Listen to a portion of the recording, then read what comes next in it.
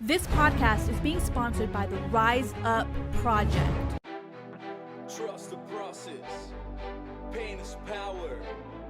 All great things take time. I am unbreakable.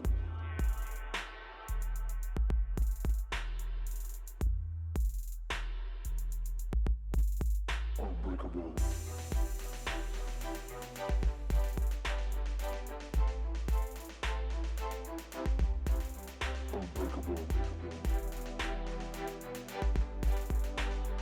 What is going on, everyone? Welcome to the Unbreakables Podcast, episode 15. I am your host, Jay, and today I have the pleasure of sitting down with a Marine Corps veteran, entrepreneur, co-owner of PHP Agency, founder of the Money Smart Movement, host of the Seven Figure Squad, and an award-winning entrepreneur in the life insurance industry. Please help me welcome Matt Sapaula, also known as the Money Smart Guy. That's it. Hey, Jake, honored to be on your show. Great to be here. No, Hope you stay healthy. Absolutely. I really appreciate it. So as I mentioned, man, I really want to take it back just a little bit. I understand that you served, right after high school, you served the military into the Marines. You served about 10 years. So if you want to, it was 8 years active duty and then 2 years in the reserves, correct? Yeah, if you want to take it back just a little bit and what the military did for you and how it equipped you into the family man, the leadership, into a businessman. It made me a man. Well, as much as you think who you think you are in high school, right? You're 15, 16, 17 years old, and I played sports in high school. So, I thought I was a little bit more ahead of everybody else and realized I was just as lost as everybody else was because, the high school I went to, a lot of colleges weren't scouting our college. A lot of, the biggest thing coming out of high school was you just graduate. Like that was a big goal. If you didn't end up out of high school with a kid or dead, you made it somewhere with a high school diploma. And so, like, for me, that was the big aspiration. That was like the lid, the maximum you could do in life is just graduate with a high school diploma. And the conversation about college, never had that conversation in high school about college. But the question was like, what are you gonna do after high school? I mean, it's not like you're gonna have a summer and then go back to school again, like your junior year, senior year. So what's the next, version, was the next chapter of your life? And it was funny because a Navy recruiter, came in and he had this, impressive uniform, and I'm like, oh, that looks pretty cool. He goes, ever think about being in the Navy? I'm like, I never thought about being on ship before, but sure being here in Chicago. Says, well, come on to the recruiter's office. Well, I get down to the recruiter's office and I'm looking at the Navy stuff. Full steam ahead. Okay, pretty cool. You get to travel the world. Okay, awesome. And then it was a joint military recruiting center, so other branches of service were there. And a Marine sticks his head in there. Hey, you don't want to look like a crackerjack for the rest of your life, do you? I'm like, what are you talking about? That uniform, you want to look like this. Boom, he steps in his old full dress blues regalia, right? I'm like, yeah, I want to look like that. And so anyway, make a long story short, I enlisted to the Marine Corps and traveled all over the world. It's not like we're traveling to the resorts. We're traveling all over the world to, protect America and protect our interests. And it's not like I was bringing my lawn chair or my beach gear. But I saw another part of the world, and I just saw how people lived. I just saw how people were trying to make a living in third world countries where really there's no running water. Everything's dirt floor. And it just gave me a huge amount of appreciation and gratitude for America. And anyway, my second enlistment, my second tour, I came in. I did 2 tours overseas and deployments. So my second enlistment, half that enlistment I spent on instructor duty. And make a long story short, that's when I came across the real hard troubles because I got married and divorced the same year. And the only good thing that came out of it, right? Yeah, it's it. It's military Marine Corps way, and the only good thing that came out of that was my son, who's 24 years old now. But there's the only good thing that came out of there. So That was when that's when I started seeing the more difficulty of life, because it's one thing to be single and responsible for yourself, but when you have a life that's depending on you, when you have a son that's depending on you, a child, you kind of look at life a little bit more differently. So when would you say your pivotal breakthrough moment was? Was it during that time frame? 100% during that time frame. Crisis and anxiety and fear and confusion and all those emotions that go in a negative area of your life tends to make you pay attention to a lot of things that you may not have paid attention to before.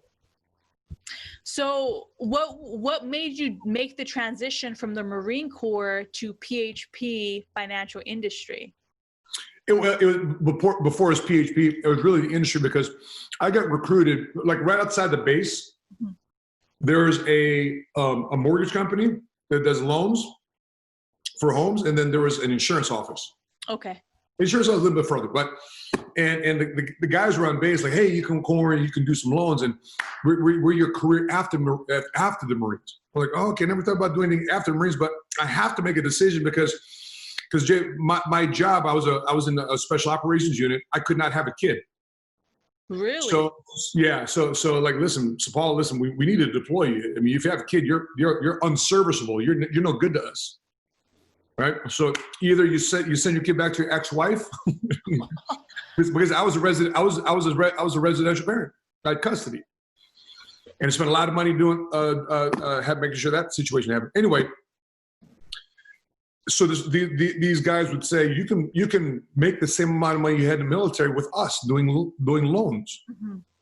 And the insurance guy said, you can do this. And I said, I know nothing about money. I go, no, not about, just sell somebody and getting a refinance. We'll do the mortgage. Or the guy said, sell some insurance. We'll teach you a script.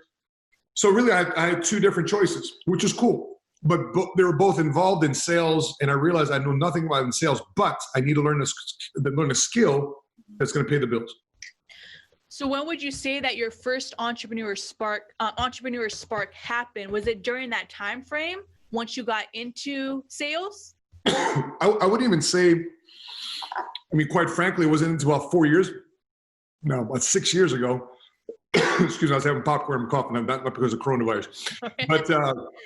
But about 6 years ago, honestly, it was until I'm 46 years old today. It wasn't until I was like 40 years old that I learned how to spell entrepreneur. Wow. Isn't that weird? I'd say it, but every time I type it, I'd always have a spell correct. A little typo, right? Yeah. And so I would say for the first 12 years, I was just a good salesman. I learned how to sell. I learned how to understand how my product would fit a problem that everybody had. Mm-hmm. Because I'm in the money business, right? So I'm teaching people, hey, if you're going to build a home, a financial home like that, don't you need to start from a strong, solid foundation? I do. So how come you don't have a foundation? I don't really need a foundation. Great. Would you like one? Right? Because how are you going to build a 401k plan? How are you going to build an IRA or retirement account if the you-know-what hits the fan? How do you rebuild without a solid foundation? And by the way, our concepts, again, are proving themselves true in this recession, because I've been through my third going on fourth recession. I've been through the 01 dot-com bubble. I went through 08, 09 Great Recession, and now we're about to face the pandemic recession. And all our insurance strategies are solid. None of our clients have lost any money. So it wasn't until I realized that I was me, myself, and I'm a salesperson, which is good because at least I'm working for myself and I'm commanding my own paycheck and salary. It wasn't until I came across Patrick Bet-David and came across PHP and said, hey, listen, once you consider building a business on our platform, why would I do that? I just do it myself. Oh, that's the value you bring. Oh, okay. I can 100 times what I was doing by myself with your system and platform. And that's when I came across PHP. It took me 14 years to find the right team to play for. Pretty awesome. And with PHP, you were also able to brand yourself, correct? Right. So for example, like you see these Allstate offices or State Farm, they have their Allstate, but they have their own agency ownership, right? So ours went down to another level. Yes, you can co-brand with this particular outfit, which is pretty weird in our industry because everybody's like locked down. There's compliance regulation you have to follow. So it's pretty cool that you can create your own brand on top of this. And I think that's why right now all our competitors are shaking right now because they didn't know how to actually understand what co-brand or branding and building your own brand is. It's so funny, Jay. The people inside the financial services industry. I mean, think about it. What's the age? What's the age of the typical person inside our industry? It's a 62-year-old, 63-year-old dude. Mm-hmm. Right? And so I've been doing this now for 21 years. And I'm still considered a young cat in this industry.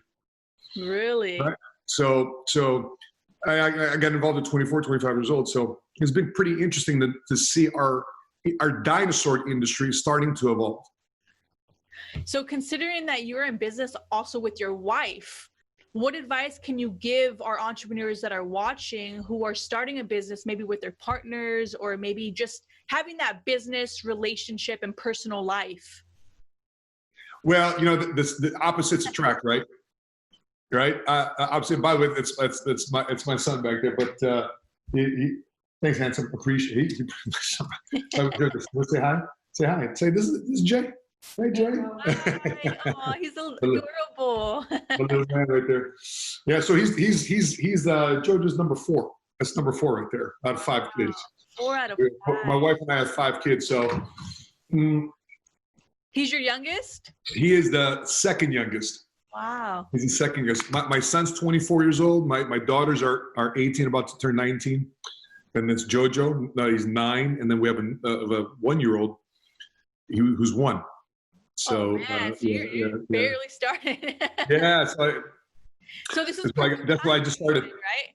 What was that? It's perfect time for you that you're home, you're mandated, spend time with family. It definitely made us rethink a lot of things, which really had me look at my business. I think moments like this, you have to look at business differently. You have to look at your life differently. I used to ask people when I was recruiting them, when I was attracting people to work for a firm, I said, what I would ask people, what do you want? Mm-hmm. And I realized that wasn't the deeper question, because sometimes people, what they wanted was less than actually in their mind what it really is. Because just yesterday I was asking a military veteran, I said, what type of income do you need? I said, I'm not trying to be rich. I'm just trying to be comfortable. I said, what is that then? What's the number? Give me a number that you need to make on a monthly basis coming out of the military. Well, I'm not trying to be rich. And dude, that's the second time you said that. So they don't even know a number. Exactly. Yeah. Exactly. And I said, let me calculate. You come out the military making 40% you used to make, blah, blah, blah, blah. You're making about $1,800 a month after 21 years in the Marine Corps, right? How'd you know? It's easy math. So $1,800 a month for a 41-year-old, it's not enough to raise a family on. So what do you need to live on this area of Texas that the cost of living so low? And I went on this website called EPI.org, Economic Policy Institute.org. It's a third-party nonprofit organization in DC that says in this city, this state, this is the amount of money you need to have your head above water so you can breathe. Mm. And we did the math. He said, bro, you need to make about $58,000 a year. He said, that's still not enough. So what's enough then? So nobody's ever asking these questions, have they? No. Says I need to be making about $72,000 a year. There we go. Now we're getting somewhere. It says, but you said you weren't trying to be rich, right? Looks like you got to be rich to live the life that you want. So that's the question. It's not what you want. It's how do you want to live? Yeah, right. Some people are just okay with just being comfortable or just having the bare minimum, right? But I think, like you said, you're not asking the right questions. If you are going to be comfortable being uncomfortable. I love that. If you're gonna want to be great one day, you want to be great with your finances, which I think everybody has to, because what is the pandemic proving? The pandemic proving is that a lot of people's crap in terms of income, money-wise, it's broke. And the reason why I respect what you're doing, that even in the midst of this pandemic, guess what you're doing? You're grinding still. You're improving. You're hustling. Mm-hmm. You know what everybody's doing? Panicking. Or what's worse, Jay, they're lowering their standards. Like the typical person in your situation is like, you know what? Let's just wait until after the pandemic and let's just see if we'll do the podcast again. No, you're committed to your mission. Absolutely. Right? I feel like this is the perfect opportunity, perfect time. Take advantage of the fact that people are home right now. And I don't think people are realizing it. Instead of looking at it as a vacation, look at it as an opportunity, right? So I'm like, I've never done as many Zoom interviews as I'm doing now. I have 17 for the month of April. 17. So I'm just trying to hustle and just get it out there, you know? But I love it. You make a valid point. So with 5 kids, a marriage, and a successful business, how do you balance it as well as continue to grow simultaneously? Here's how we balance it. You don't. If you're looking for balance, I remember one time somebody said, draw where you are in scale to 1 to 10 in these 10 areas of your life. And right. And it was like this little bar. And here and here and here, and it could draw a circle around those dots and connect the dots. It was jagged. Well, that's like your life. Would you drive a car with tires like that? No, jagged? No, but thank God I don't have to live a life like a vehicle. Listen, with 5 kids, every bit of them requires some form of attention. Many of my kids need more attention than the others. Mm-hmm. My wife, listen, one thing I tell my wife is, listen, babe, you got to understand, I'm married to you. I've been through my mistake before in my life. We got married and divorced. I made that mistake. I'm married to you. Okay? The last thing you need to think about is somebody else for me. Right. I'm committed to you. So the last thing I want you to think about, and I'll back it up with my actions, is that I don't want you thinking, is he texting somebody else? Is he Facebook somebody else? Who's in his IGs? Who's in his DMs? You ain't got to worry about it. Matter of fact, log in with my app, with my login on your phone. Keep my login on your phone. Just so you, right? So my wife never has to worry, right? And I do nothing in the public that's going to create any unnecessary attention this way, right? Right. And so that's one. So that right there removes a lot of unnecessary arguments. Mm-hmm. And the other two, you just got to make time. There's never enough time in the day. But you just have to make time for a lot of these things. And the reason why people don't have balance is because they're not communicating in the meantime. Yes. And if you communicate in the meantime, you're staying in touch. You're addressing issues before they come. For example, Jay, when the baby was born last year, right? I brought the 3 older kids, actually all 4 of them. I said, come downstairs. I need to have a conversation with you guys. They said, what was it, Papi? I said, listen, you guys don't understand. When you guys were coming up, I was coming up, right? So your baby brother is being raised in a different economic situation than you were. So you can't get mad at your baby brother at 4 or 5 years old if he's got an iPad. Times are different, right? But with that being said, if you understand the world and opportunities and things that you want to do, invest in, you got to understand you have a dad with pockets.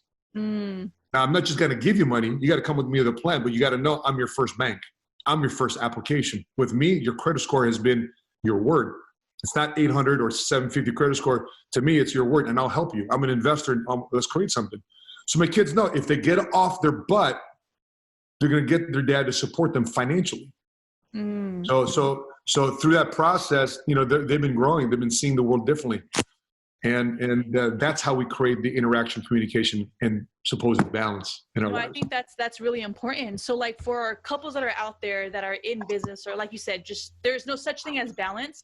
What are your top 3 tips that you can give to maintaining a healthy business and a healthy relationship?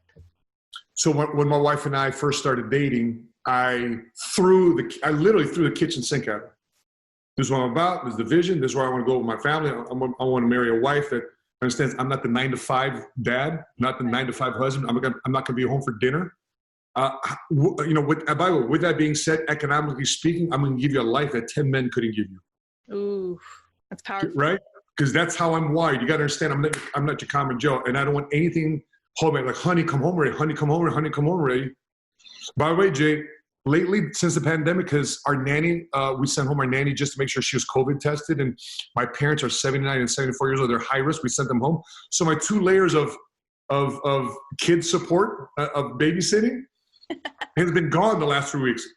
And guess who's been back to baby to the baby duty? Me. So it's my wife that's been out. She's like, it's payback. Right? And by the way, I wouldn't mind it, but we make it work. So it's number one, it's managing expectations up front.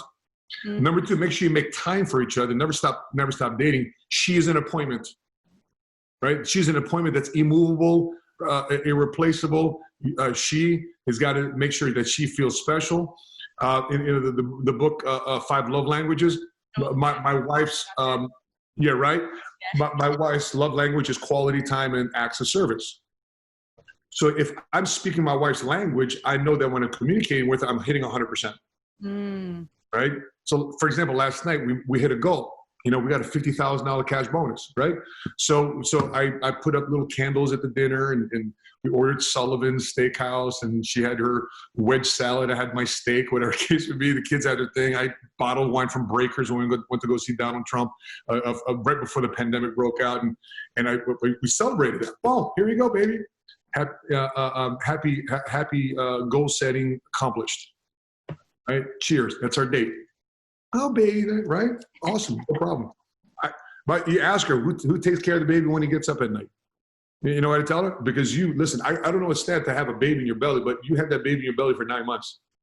And my level of respect for you has immensely grown by you giving me a child, you us building this family. I couldn't imagine having a baby in your belly for 9 months. And that period of, I don't feel like doing it today. No, she didn't have that option. Right. See? So the least I can do is get up at night and have baby duty. So those type of things. And then number 3, there has to be some goal reward that you both drive towards, that both feel special. Because then it drives you to the next thing. You have to reward yourself. You have to celebrate yourself. And sometimes people don't want to play that. They want to have the goal and then do the work. No, you got to do the work and get the goal. So how important is it for couples to build their own identity from each other? 100%. I want, listen, I'm not the guy, and I'm not sure if how many fellows resonate. I'm just saying what I'd be doing. Mm-hmm. And what I've done is I let my wife, babe, fly. I want you to fly. I want you to soar. And if you ever study the way eagles mate and flirt in the skies above, that's what happens. The woman does her thing. She circles around, and the male, hey, what's up, honey? Right? Let's fly together. And she has her lane. I have my lane. The lane she does really well. There's a little bit of overlap, but outside of that, I trust her with her lane. She's got to make her mistakes, and she's got to get better. Same thing with mine. And through that process, we grow together. You guys are constantly on that same wavelength, right? But constantly pushing each other, leveling up each other. 100%. Yep. And I realized from my end, I need less. I guess because I've just been around the block a little longer, I need less critiquing and validation. Where she, she needs a little bit more instruction and affirmation that she's doing a good job. She's on the right path. yeah, right. Okay, so getting into our pandemic, considering the times that we're in with COVID-19, we're living in times of fear and uncertainty. Businesses are closing their doors, employees are losing their jobs, and they're stressed out. They don't know how their income's going to come for the next following month, right? What advice can you give our aspiring entrepreneurs who are trying to pivot from corporate America to entrepreneurship? By the way, great question. This has really been the subject of my last 4 videos on my YouTube channel. Is number 1, figure out what you're good at. And understand that hard work does not pay off, right? And what I mean by that is I know a lot of my Marines work really hard. I know a lot of my cops buddies, they work really hard. By the way, can't have a bad day as a cop these days, especially in Chicago with a body cam on. People in corporate America work really hard, but you got to understand, at a moment's notice, they can axe you, they can chop you, they can reduce your resume or the experience that you had and make you and it just minimize you. So working hard at the right things pay off. What is the right things? Things that are not linear but exponential. What I mean by that is, are you doing things that help you open up more doors outside of just money, outside of just income? Because obviously money is just a tool. And if you do have money, are you using your money to create more doors, to open up more opportunities? Mm-hmm. So when you're doing an assessment, when I figured my assessment is, you know what, come out the Marine Corps, I know I can outwork a lot of people because I'm used to working 16, 18-hour days. No problem. Give me 3, 4, 5 hours of sleep. I got you. I'll do in one day what takes you 2, 3 days to do. Why? Because I just have the work ethic. I can get it done. And so that's number one. I knew I had the work ethic. Number two, I knew I could do a lot of things. Because in Marine Corps, we had what they call collateral duties. Mm-hmm, mm-hmm. So it just wasn't job. It wasn't just your military occupational specialty. Right. You had second, third jobs to do, and you were responsible for it. So I know, and I could take my job description, because everybody's like, what's my job description? Listen, in my opinion, as an entrepreneur, everything is your job description. That's true. Everything. And you have a company. Delegate, right? And through that process, you got to figure out what you get right, what you're good at, what you're not good at. And then number three, you got to know when you need help. You got to know you need access and assistance to develop. And there's certain skills that you just need to hone on. And what I realized coming into my 30s, I realized in my 20s, I spent my 30s repaying the mistakes of my 20s. Both personal life and financial life and business life. Why? Because I didn't ask questions. I thought I knew everything. I should be experiencing what I'm doing right now at 45, 46 years old. I should be experiencing this in my 30s, not 40s. Why? Because I didn't want to listen to nobody, which I'm so glad today there's podcasts like yours that people can listen to other people's stories. Because listen, it's smart to learn from your mistakes, but wiser to learn from the mistakes of others. So the question is, what do you want to do? And I think sometimes people allow their ego to get in the way, or their pride, because they don't want to ask questions. But like you nailed it. You know, a smart man is going to learn from his own mistakes. A wise person is going to learn from other people's mistakes.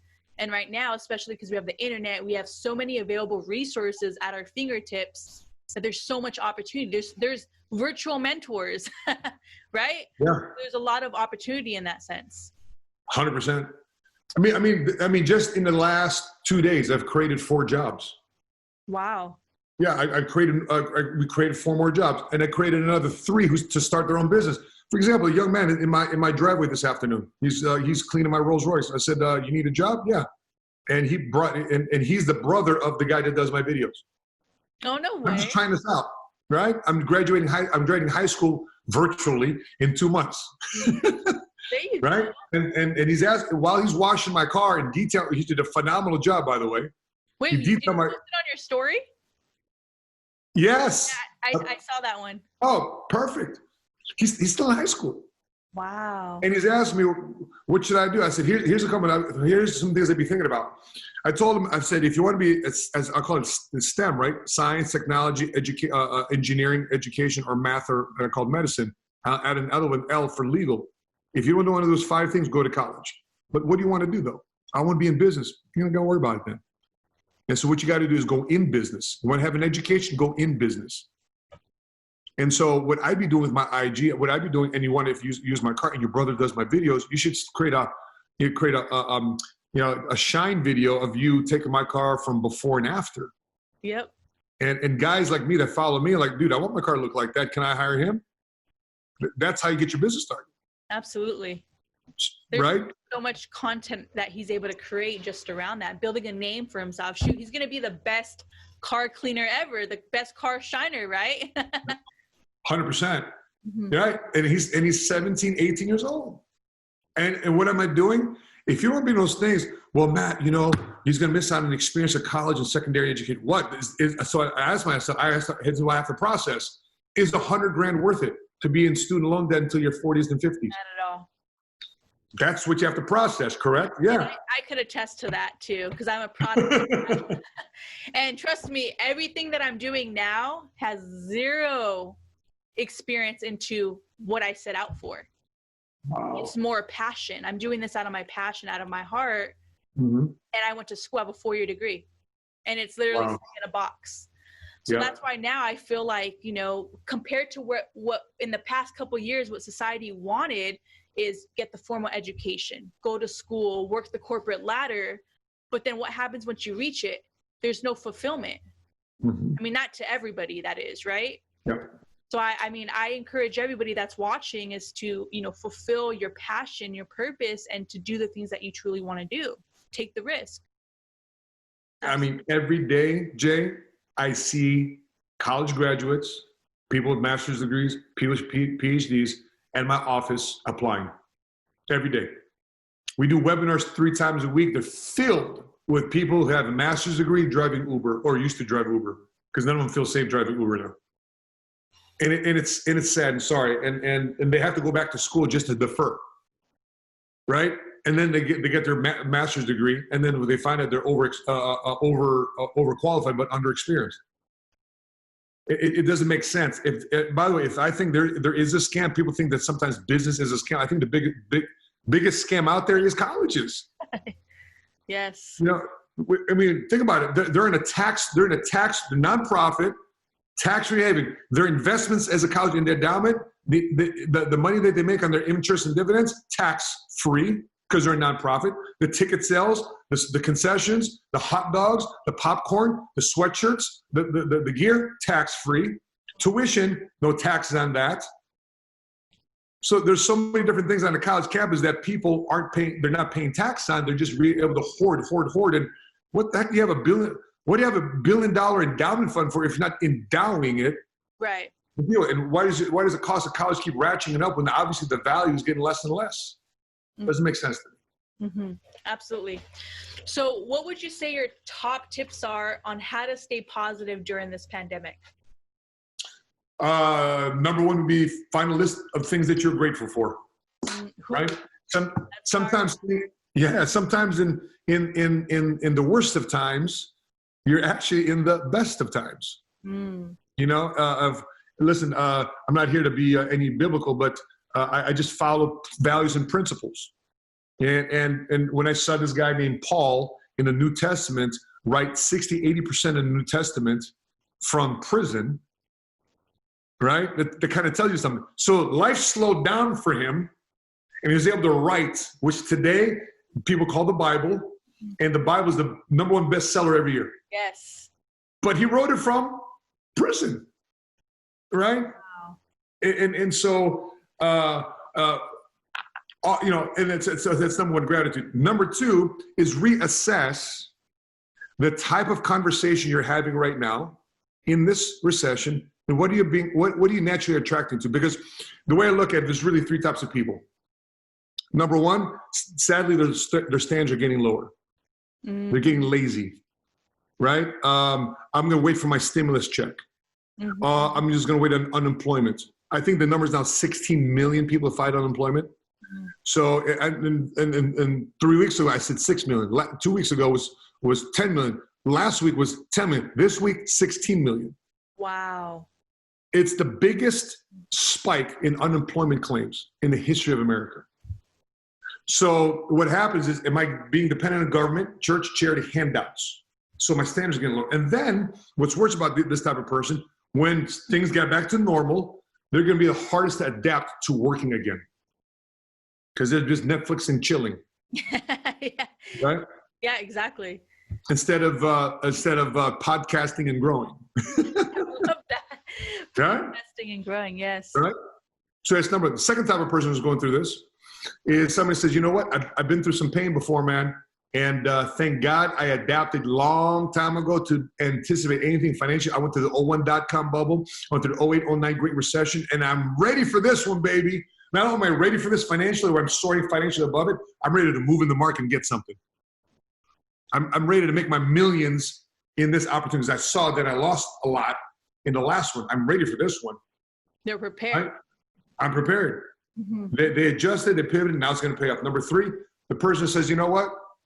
I do have some money coming in. I do have some stuff, but you know what? I'm going to improve. I'm going to skill up. I'm going to access information I thought I never accessed before. Even myself, Jay, I bought this thing called Masterclass, right? And I'm watching these Bob Iger of Disney. I'm listening to Neil deGrasse Tyson. the world's most renowned astrophysicist. I'm listening to an astrophysicist. Why? Because there's a way a scientist processes information to create data, to create wisdom, to help me make decisions. I want that knowledge. So even I'm still in it. We have the time. Why not, right? Yeah, that's right, too, Jay. The world is slowed down. The world is on pause. Doesn't it feel like that? Yes, it's not like you're missing out on anything. Sometimes you feel like you are, but it's like time is on our side. There's that. I mean, right now, the recording this podcast is Friday. Mm-hmm. I'm not missing out on anything. Tomorrow's Saturday. It feels like Friday. Saturday feels like Monday. Sunday feels like Wednesday. We're slowly but surely losing track of our days now. It's the Twilight Zone. Yeah, exactly. Right? So those three people, I think it's a number two is a reassessment and figure out which one of those three people you are. Mm-hmm. Are you one willing to adjust and pivot? Because if you don't adjust and pivot, you're gonna be left behind in the dust. All right. And I think the other tip I had would be make your move. Figure out what your next move is, and don't be scared to move. Now, if money scares you to do something, ask yourself, okay, by the way, it doesn't take a lot of money to make money. Right. I took a $500 investment, and over the last 5 years, we made $4.5 million from this $500 investment. I saw that video. Good tips, by the way, on that. How to put $500 into in what, $1 million in 3 years? Yep. And it's less.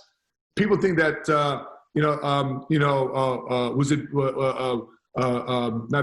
Biggie, more money, more problems. No, more money, better problems. So the conversation there is maybe the assessment of who am I actually listening to? Because when I was broke, guess who I was naturally reaching out to without even knowing it? Talking to other broke people. That was your. Because I was the brokest amongst them. They were broke, but I'm the brokest amongst them. But they still gave me broke advice.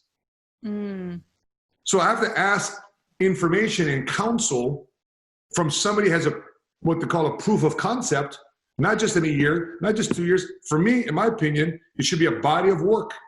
And the thing is, get rich quick takes 8, 9, 10 years.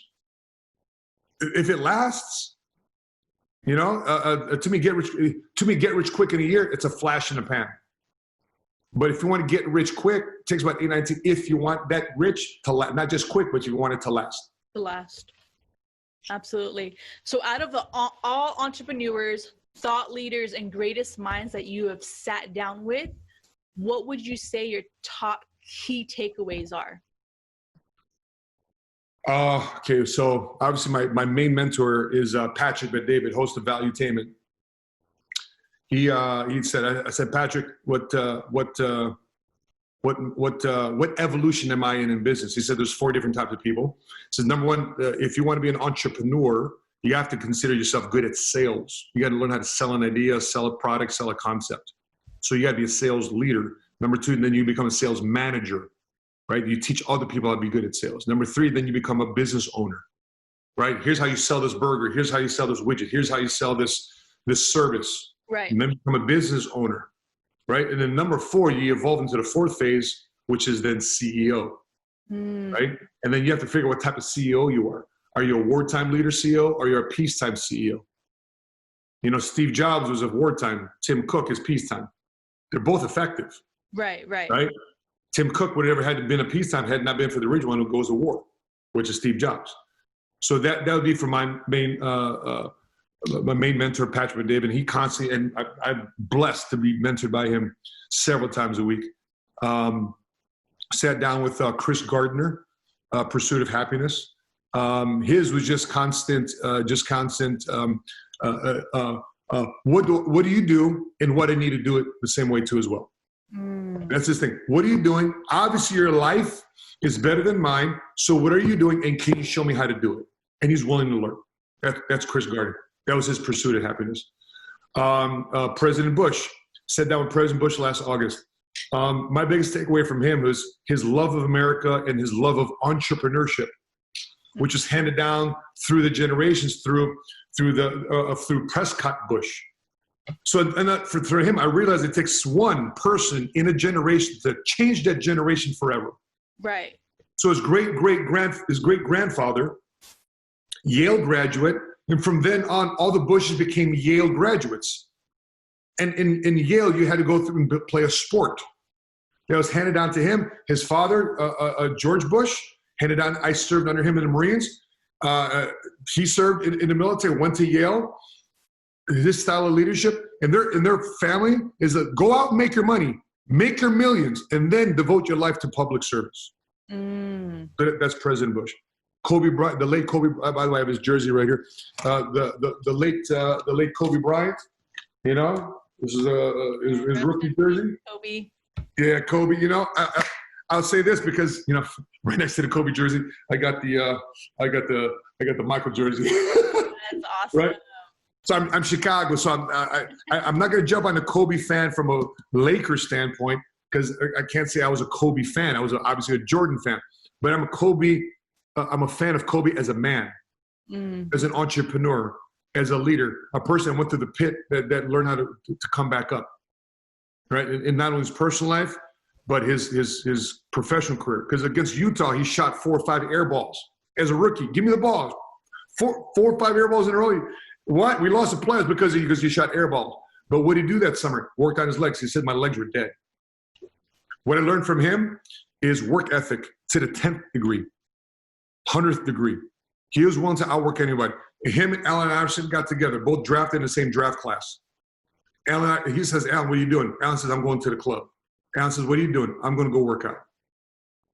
And you see where they ended up in their careers. Yes. And you know, it's funny that you mentioned that because growing up, I used to play basketball and Allen Iverson was my favorite basketball player. Wow. And I actually have his jersey here in the studio. And it's crazy because I've had the same jersey since 6th grade and it's pinned up in a frame. Yeah. But I completely understand where you're coming from when it comes to Kobe Bryant. And that was actually going to be my next question because considering the passing of Kobe, right? I feel like it really shook everybody. No matter what you did in your field, it shook the world. And it showed people how to reflect on a deeper level, but also become more intentional, whether it was with their personal life or their business, right? In every aspect. So for me, I know you've had many conversations with him, and I want to know, what were your key takeaways from a perspective of business and a family man? How you do one thing is how you do anything. I asked him because we also said, my wife and I were invited to Michael Jordan's grand opening of his restaurant here in Oak Brook. And when we sat down with Michael, he was constantly challenging everybody. Like everybody thinks Michael's a jerk. A person who doesn't want to improve, he's a jerk. Yes, you're right. He is a jerk. But if you're the type of person that wants to improve, dude, I love it. Yeah. Because at that table with Michael, yeah, I had the '85 Chicago Bears, which goes down as probably one of the best teams in the history of football. And then I had Michael's business partner, his attorney, and then Ahmad Rashad, the only guy that he trusts to interview him. And then my wife and I, like, who are we? But we're sitting down having a cigar at his grand opening. Didn't ask us to get up and move. He just sat down right next to us, and we're chopping up for a cigar. I said, "Babe, you don't smoke cigars. Are you? Shoot, I smoke cigars now." You're with Michael Jordan, of course you're gonna smoke a cigar. How was that experience? Were you nervous? Well, I'm not normally nervous when it comes to sports celebrity stars, but when it comes to Michael Jordan, 100%. 100%. But I think what has led me to that conversation is that level of that I expect greatness, so therefore I should hang around greatness. So I really wasn't nervous to the context. Oh my gosh, I wasn't like fanboying him. Right. But like, damn, Lord, shit. Like you put me in this situation. Okay, let me attack this then. And I asked him, I said, Michael, your personal trainer was Tim Grover. And Tim Grover was our guest speaker, a few years ago at our event. And he wrote a book called Relentless, how you attacked basketball and your physical fitness and your family life and everything you did was competition. I mean, there's stories about Michael not giving up on it. Remember the old Game Boys, Tetris? Like he did not let that game down until he beat Tetris. And so that is just his level of competitive nature, which Kobe picked up. Well, Kobe already had competitive nature. He just saw it embodied in Michael, and he studied him. Right? That's right. Mm-hmm. Correct. And I remember asking Kobe, why was your first question, Michael, is how to do your turnaround jump shot on the post? He says, yeah, because I was studying film. When I finally got to play Michael, I had a question prepared. Ooh. So I learned from Kobe, like, be ready for your success. Be ready for your grades, because it's going to show up. And then what are you going to do? Then you're going to prepare? No, you prepare first. You prepare. It's not coming? Okay, I'm still prepared. It's not coming yet. Okay, I'm going to still prepare. But Kobe was prepared, and he over-prepared. And the way these guys treated practice and attacking their physical bodies to be ready for the demands of the game. I saw Kobe when he tore his Achilles tendon, mm-hmm. and then he goes back to shoot his 2 more free throws. They stopped the game so he can go back to train. He just tore his Achilles tendon, and he goes back to drain 2 more free throws. What? What is that? What is that? I mean, somebody twists their ankle. Oh, mama, take me to the trainer. But he tore his Achilles tendon. It tells you something. How you do one thing is how you do everything. And that's, I feel, what the world is going to miss. Absolutely. How Kobe was going to live the rest of his life. You know, and the example he's going to have long after his game. Because the Lakers have a way of grooming their players to understand money and business. I mean, look at Kareem Abdul-Jabbar. Look at Magic Johnson, James Worthy. Look at, obviously look at Kobe. You know, they're businessmen. Now look at LeBron, businessmen. So that's what I would say about Kobe. So that leaves me with my final question. How do you intend to leave a legacy? You know, that's why I'm doing all these. Number one is through content like this, through content on video, because the way I look at YouTube is that 100 years from now, my great-grandkids are going to be accessing, how is great-grandpa Matt dealing with the pandemic? What was he thinking about? How was he pivoting? How was he adjusting? What was he thinking about? What did he do? Who did he help? And so that's one way, this medium, this is the living, breathing time capsule.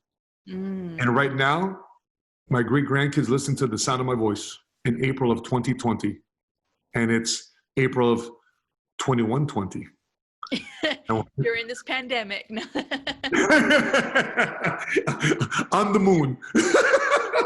On Mars and Saturn. He's doing a podcast eating grapes. That's one. So that's number one is a knowledge legacy, right? An experience legacy. Because to me, I love to hand down wisdom. And wisdom, in my definition, is knowledge, right, times experience. Mm. That's wisdom. So I like to hand down this wisdom to my kids from the things that I did wrong as well as the things I did right. So therefore they can learn from it decades, generations, 100 years from now. So that's number one. So it's a knowledge bank, right? It's part of my wealth bank, because wealth, it just ain't money. So it's part of the knowledge bank, and part of that wealth bank obviously is financial resources. Mm. So I've got tons and tons of life insurance. We got in addition to our investments, but we got right now I got more insurance money than I do have investments. Why? Because I'm planning to, remember that financial foundation? I'm planning to lay a solid, broad foundation, because I want my kids to have options. And the last thing I want my kids not to do is do not walk through a door because they don't have the financial resources to walk through that door. Mm. But they're going to have to earn it, right? I'm just not going to give it to them. Now, by the way, for those of my kids listening to, my great-grandkids listening to podcasts right now, you're not getting money because you're lazy. Right? And so the Sapaula last name is going to be a last name. I mean, think about what happens when people see the name Jordan or see the last name Bryant. Oh, you're Kobe this name. Yeah. And by the way, that's why I wear this brand called Unbreakables. I love it. Right? Because I treat business like sport. So are you able to spell that out now? Yeah, right. Unbreakables. All right. So what would you say is your final piece of advice, your best advice out of all the years of your experience, your knowledge, your wisdom? What would be your best piece of advice that you can leave our audience with? I would say that the future version of you can't wait to meet you. That is powerful. Please do your very best right now. Adjust, pivot, adapt, grow. Because I want you to meet them. And they're fighting for you right now. They're pulling for you. I mean, it's like a movie screen. Come on, you can do it. You know, deal with this hardship. Mm-hmm. I know it's difficult, man, but it's gonna be worth it. And the alternative is, what happens if you don't? What you're gonna go get buried, and on your gravestone they're gonna have a big question mark, and they're gonna say, "What if?" Damn. Versus what has been done. Which one is best for you? You got to answer that. That's deep. I appreciate you, Matt. I really do. And thank you for your wisdom, your knowledge, and everything that you brought to this podcast. I really appreciate it. Jay, appreciate you for having me on, and honored to be amongst the group of people that you interviewed, and I consider it an honor. God bless you. Stay healthy, stay safe, stay strong.